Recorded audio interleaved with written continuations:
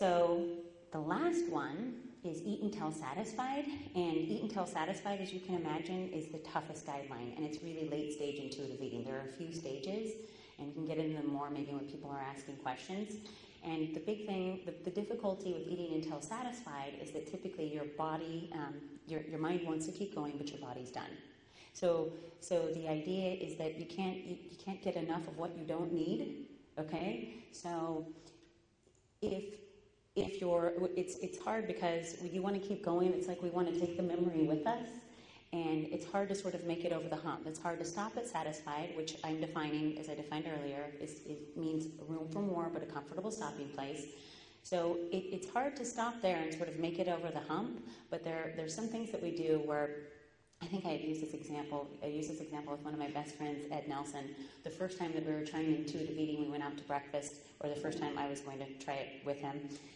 I said we both wanted eggs Benedict, and so sharing meals really is dependent on wanting the same thing. And people who don't want to share, that's a whole nother topic. It's a huge red flag, I think.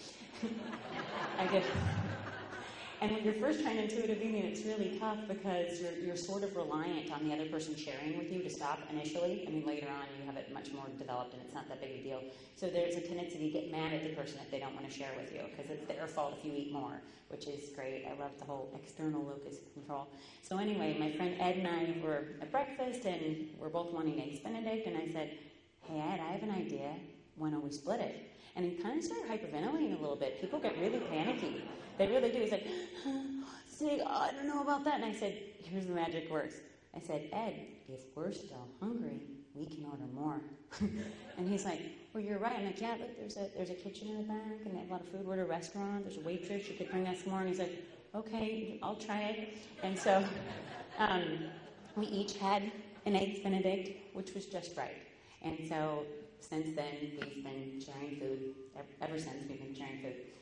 So the last one is movement. So the whole idea is that if you eat in response to your body's cues, if you start with a cue, you stop with a cue, you add a little bit of movement, your body is going to be its natural weight.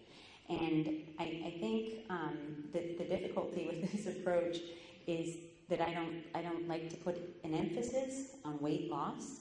And I've had clients come in to me and say, Signe, I have clients in groups or maybe in an individual setting, and what's happening is they're losing weight. I'm not measuring it in any way. That's why we're going to do an intuitive eating study to study the efficacy of this approach from based on what I've been seeing in my caseload over the past few years. So clients will come in and say, Signe, I know the focus isn't supposed to be on weight loss, but I've lost quite a bit of weight over a long period of time. Like, you have?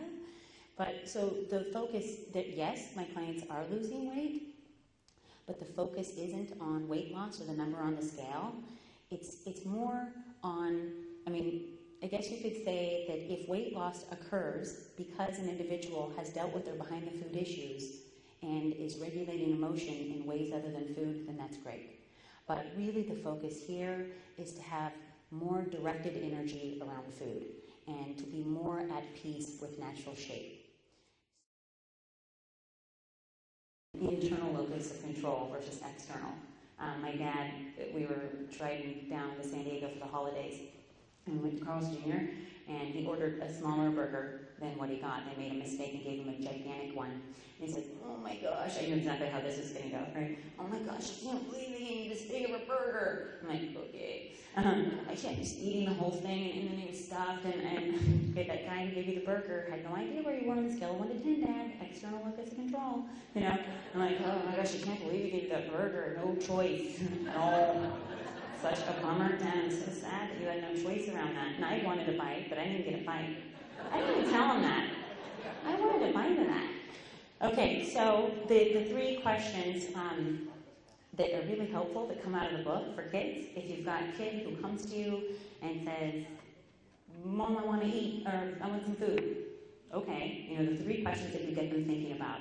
Are you hungry? Okay, associating hunger with food, and the kid still gets to eat even if they're not hungry. Okay, are you hungry? What are you hungry for? So you can teach kids how to read their hunger in the same way we would think about it. So when you're grumbly, you want to kind of ask yourself, well, what flavor do I want the food to be? What texture? what temperature. So kind of an inaccurate read right now would be, you know, on a 100-degree day, or I don't know, 92 today, right? If I was craving beef stroganoff, that would be kind of weird. You know, okay, but kind of weird. Okay, so those are the 3 questions, or I didn't say the third one. Are you hungry? What are you hungry for? And then talking to them about satisfied. So, you know, you can say things to them like, well, you know, when you're thirsty, and when your thirst is quenched, it's easy to stop drinking. Same thing with satisfied. So you get them kind of thinking, and they don't know at first, and they kind of go through the routine quite a bit, but eventually they'll start to get it. And you can, you know, speak in a language that's appropriate to their age.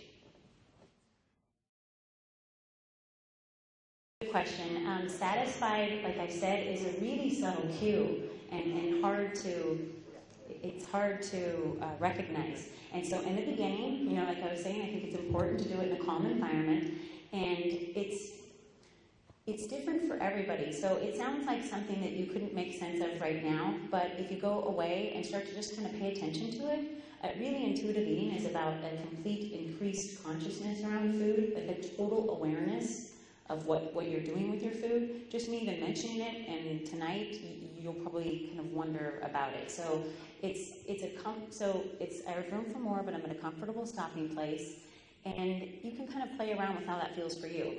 A 6, room for more, but a comfortable stopping place isn't my favorite place to stop. So me stopping at satisfied for me would be more like a 6.5. I just made that up. So it's hard to explain. But you'll kind of have a sense, and you can kind of play around with it. So for me, if I'm grumbly at a 3, and I go to Taco Bell, and I have a bean burrito, I know the guy so well at Taco Bell now. He gives me free soda. He's like, shh, don't tell anyone. I'm like, oh my God, the guy at Taco Bell is giving me free soda. Okay, so for me, if I'm at a 3, and I have one bean burrito, that puts me at a 6. So I don't know what that is for you.